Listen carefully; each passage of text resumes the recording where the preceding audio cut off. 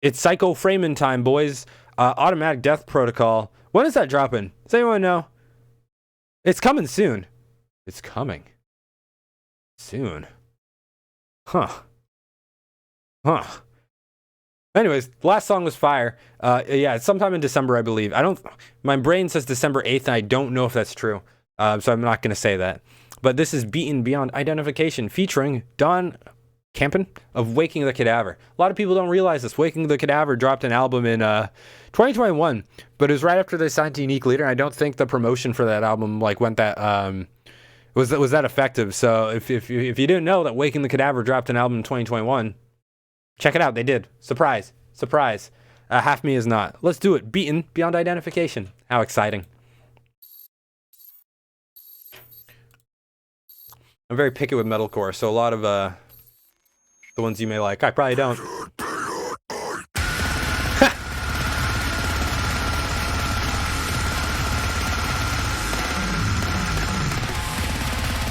Anime music video.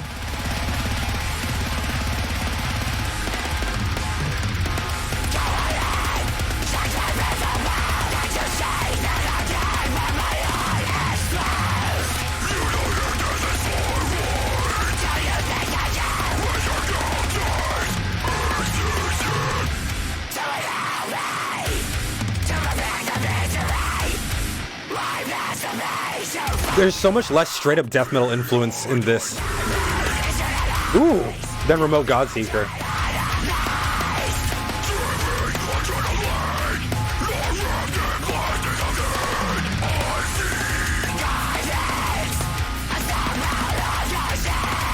Oh, that's an overreaction.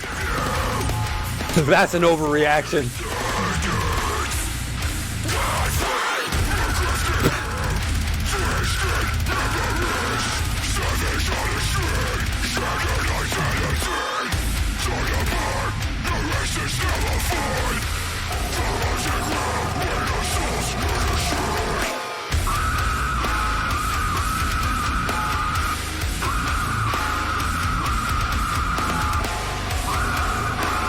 Ambience is fucking sick on this.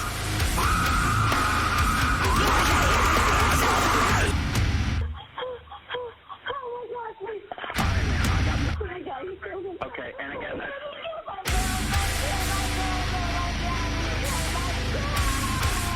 Okay. Weird sample.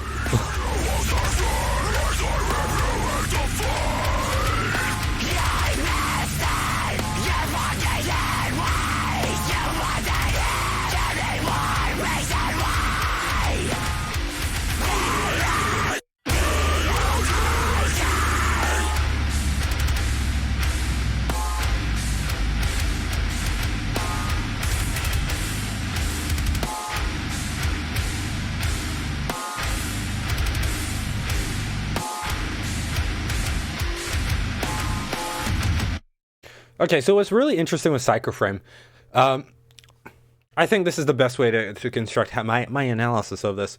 So Remote Godseeker felt like, sort of like they redid the creation of deathcore, right? Knowing everything about the genre, the way it's progressed, it felt like they had gone back to the beginning and combined, death metal with hardcore, and then there's also a little bit of, there's a slam component to it, but there was a very large like death metal component to that sound, right? It felt very pure. I was like, I was hearing Dying Fetus throughout the entirety of Remote Godseeker.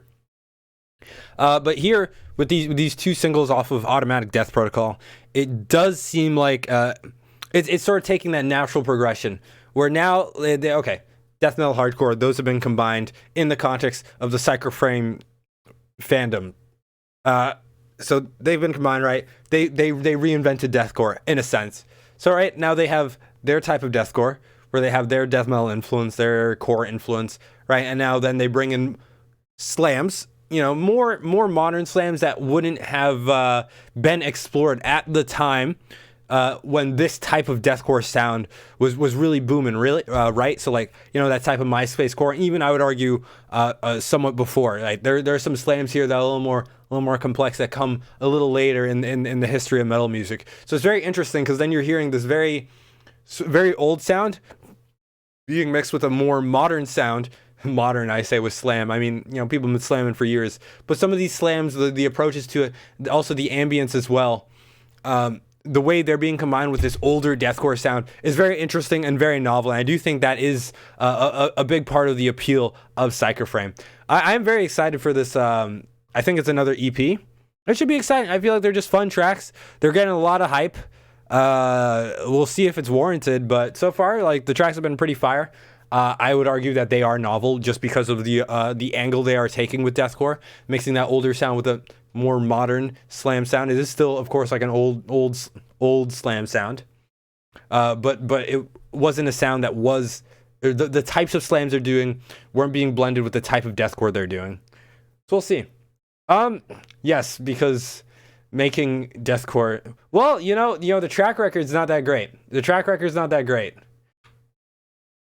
We'll see. I don't know. It could happen to anyone, regardless of notoriety. I just think it comes out when people get famous because, you know, I'm actually not going to get into that. I'm not going to get into that.